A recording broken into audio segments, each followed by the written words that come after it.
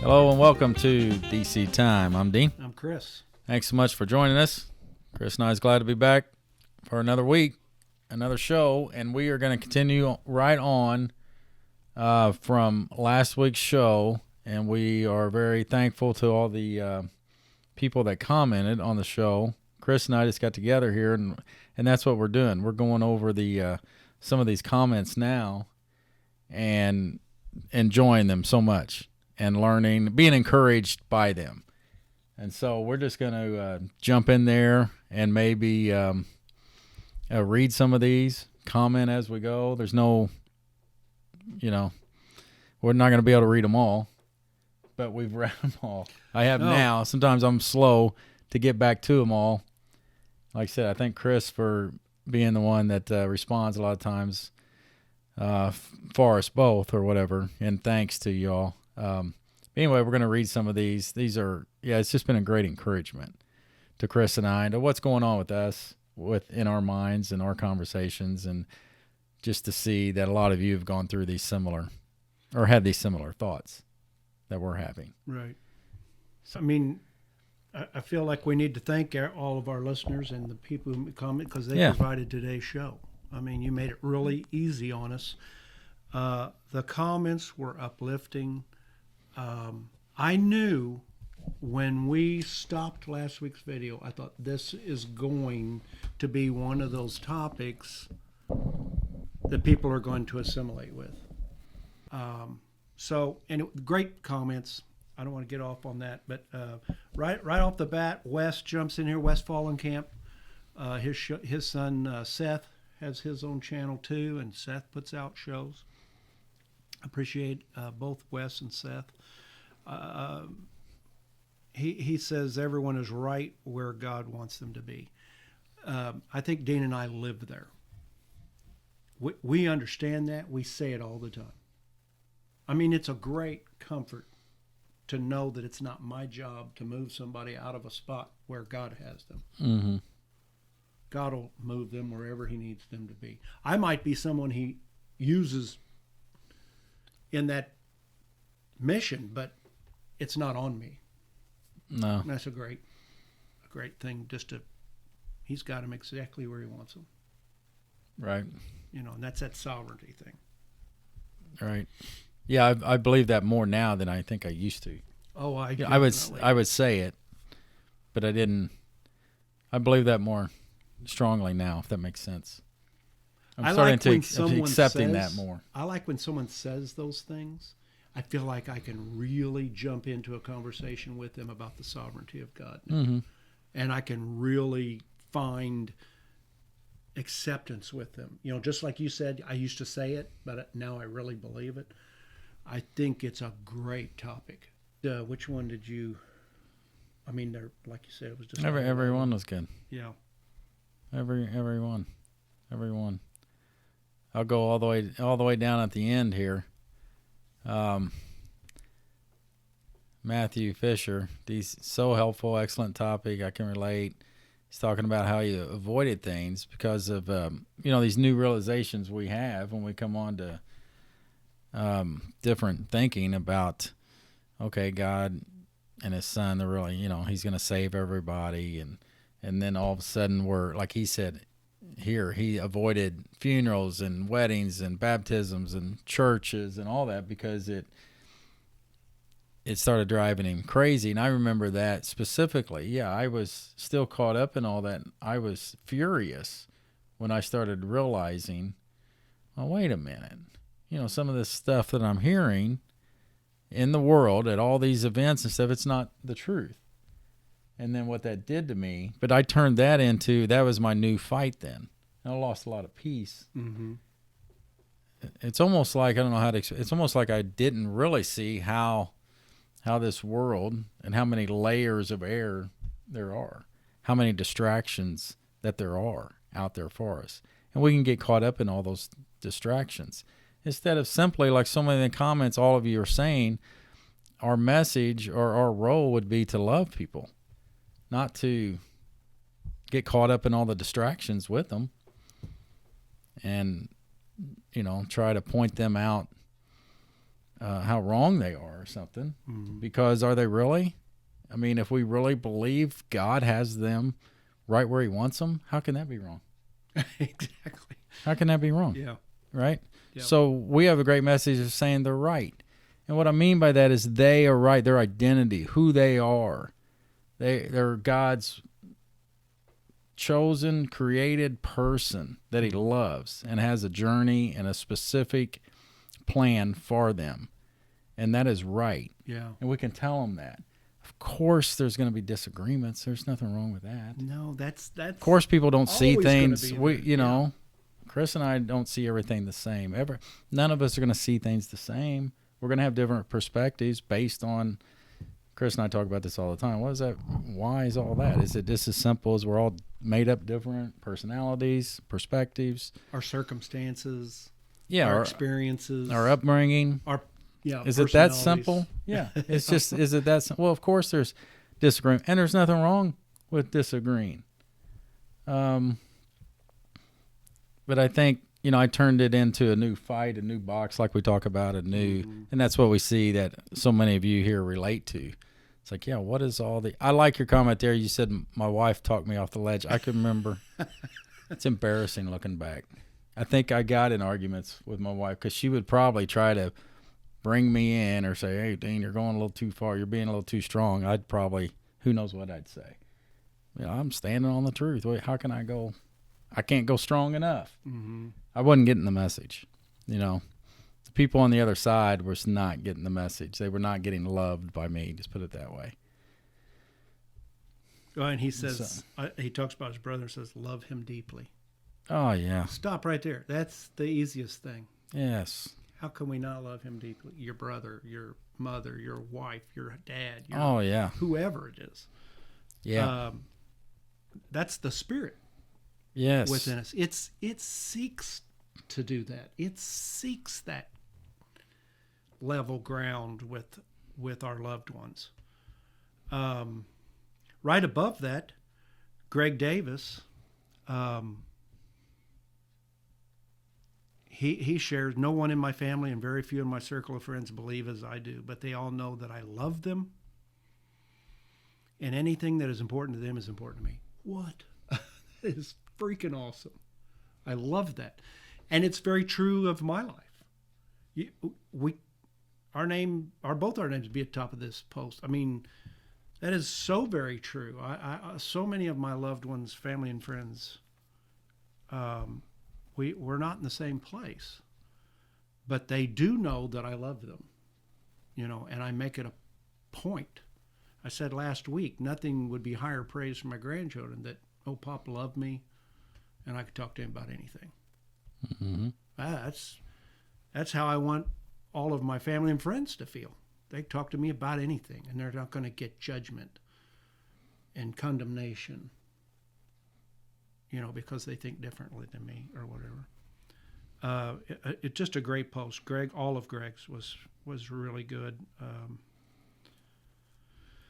Leo, I love Leo. Gosh, Michael, Sean in Idaho, I love Sean. Great comments. Would make me a boxer in the face with others rather than a lover. An example. John Bivens. This was, I thought, a really good. This is good. I'm glad you guys are speaking on this. We have to change some now that we have this freedom to be ourselves. I can be just as religious with my new understandings as those Pharisees are doing with their old false beliefs. Boy, did I see that in myself in a couple years. I mean, I can look back and see how I looked at people within the Christian faith and looked down my nose at them and thought, well, I've got the truth and you are as lost as you can be. It was a terribly haughty, self-promoting view. And I look at, and it's just what you say, it's shameful. It's embarrassing, but I so appreciate people are allowing themselves to show you, that, yeah, I went through the very same thing. I think it's David Williams in his post. He brings up the A. Enoch quote that it's a sad fact that every advance in truth, every gain in knowledge has the tendency to inflate us, make us place ourselves in a class apart. Well, I surely did that with my new information. Yep. You know. And you had... And it had nothing to do with it. And that's where out of that came Chris's famous quote that we talked about a few weeks ago that I just loved. It's like he had just enough information to become irritating to those around. Oh, yeah. That's I was. Yeah. I could just sting you back with just enough information to tick you off. Yeah, and as I look back and reflect, I relate to a lot of those thoughts too. I had weird things that would crop up within me that I didn't. It's like, what is that? Ugly, weird things that I didn't even know what it was. I just kind of buried it. But I remember when I first come onto things, I was very selfish, like wanting to then hold. I got this new truth, but somehow I was going to guard it and protect it, and it was mine, and I wanted to be the one to manipulate and show everybody else. It was weird, really weird. That I was, and now it's kind of like, okay, I want to sit back and let someone else take the point. And teach me and show me and if there's anything I can encourage on or help, hopefully I can do that. But yeah, it's just a different mindset. It's funny the things that happen, and it all became distracting, and I was caught up in this war as if I was going to do something for God or whatever. I just mentioned David's post. It's so good. He brings up the Knock quote that there is an ongoing risk for all of us that knowledge puffs up or inflates our own sense of importance. No one has stood before the throne of Christ's judgment yet, when in that future time we see, even as we are seen, then and only then will we understand truth in its fullness. In the meantime, humility and self-discipline lead the way. I believe it was A. Enoch who once said that deportment is stressed far more in Scripture than is doctrine or teaching. And why does Paul refer to the current eon as evil anyway? Surely this would suggest that the norm for today is rejection of truth. Indeed, patient suffering is invariably the bottom line in dealing with the current situation. We are not called to do anything greater than to love those with whom we interact, even our enemies. I think I've read that post half a dozen times. I really appreciate it, David. It was great nourishment for me. You guys. Stan Duncan, did we read Stan? Great message. It's amazing. I was on from school up in Indy. Yeah, it's amazing. I like that. My daughter graduated from Indianapolis School. It's cool.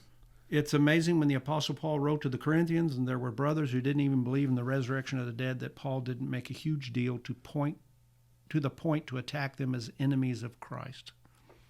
He simply corrected their ignorance. He knew that they were just ignorant as he had been. Love that line. Yeah. Dean, you hit it on the spot. My son graduated yesterday up in Indy. It's a Christian school. Well, I'm sitting there watching the leaders of the school talking about their love for the Lord Jesus Christ. How could I scoff at that? Dean, you're right on this video about loving one another. That is exactly where we're at. I love Red Pill Matrix. Thanks, guys. Pursue love while doing Galatians 6:10, working for the good of all men, especially those who believe. Rob, be pursuing love. He does that every day with his show. Norman talks about the divine agape love. I remember my children singing a song about God's agape love from a program they learned at church, and what agape love was. It's just Richard had I love Richard. Well, I think I said at the beginning how he vividly remembers when he was an infant in faith being obnoxious and disrespectful to others who didn't believe the same as me.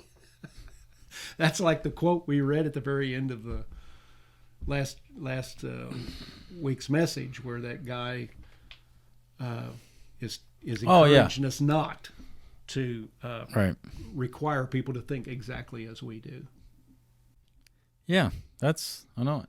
You know, we all have different functions. You know, yeah. There's a lot back to the analogy of the body. We all have pieces of truth, right? And we all come together to make the whole. You know, each one with his part. Yeah. So exactly, and so we're gonna, if we see things differently, we ought to strive extra, hard to be patient. Exercise patience, try to understand where someone else is coming from. I mean, my goodness, how much work does that take? It takes me, like I said, I'm joking with Chris earlier, I can't sometimes even understand my own mind. You said it earlier about, one of these comments said something about disjointed thoughts. Oh, yeah. You're like, yeah, I think it was David, yeah. That's where you live at. I live in disjointed thoughts. My mind will just, it's like I got ADHD or something. Okay, so yeah, how are we going to get into somebody else's mind and think we're going to understand what makes them tick or whatever, what makes them react? So yeah, we should definitely exercise patience, especially those that are loving, a lot of these same truths that we're loving. Yeah. And somebody sees something different, okay. Hey, why would there be any fear whatsoever? That's a definite flag to me. It always has been. When someone tries to make you afraid. Oh yeah, hey, be careful. Yeah. Be fearful. What? Warnings. I mean, what in the world? Pursue wherever God has you, whatever he's doing. It's going to be different for you than it is for me. It's going to be different for Chris than it is for me. Chris is on to some things, other things he talks about. We get together, so he'll tell me personally what he's interested in or what he's going to pursue or what he might study next. I might not be interested in it at that time. Mm-hmm. I mean, pursue whatever and whoever and learn, Right. And definitely learn. And then I'm learning to now pursue to where, okay, I don't have to get caught up in everything. I can remove myself from the ring, and that's how I've been joking with you and others. I'm starting to get out of the ring, still maybe in the front rows, still watching the fight. Yeah. And I'm wanting to get in there. Eventually I'll move to the cheap seats. I can't wait till I get out of the freaking building and quit, get out of the boxes. Yeah. And get out of that type of thinking. Because it's all a distraction. It definitely so distracts from really good stuff. Yeah. That the Father has for us. Another big thing we've shared, and I when I finally realized that error is part of God's plan. And if I think about the error I was in 25 years ago, that's exactly where he had me, and that's why he had me there, and there was a reason for me. It was intentional. Today, it makes some of the truth that I have today, it makes it so vibrant against that backdrop. Guys, it would just so much appreciate these comments. They were, I don't know what the word is. They were comforting.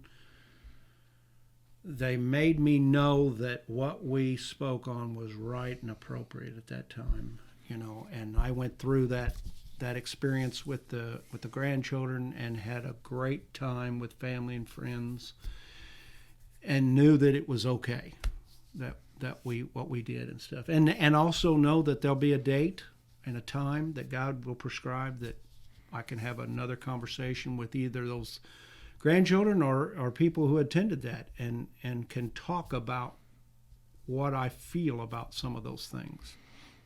Have a great week out there. Love all of you. Yeah, thanks again for all the comments. We'll see you again next week.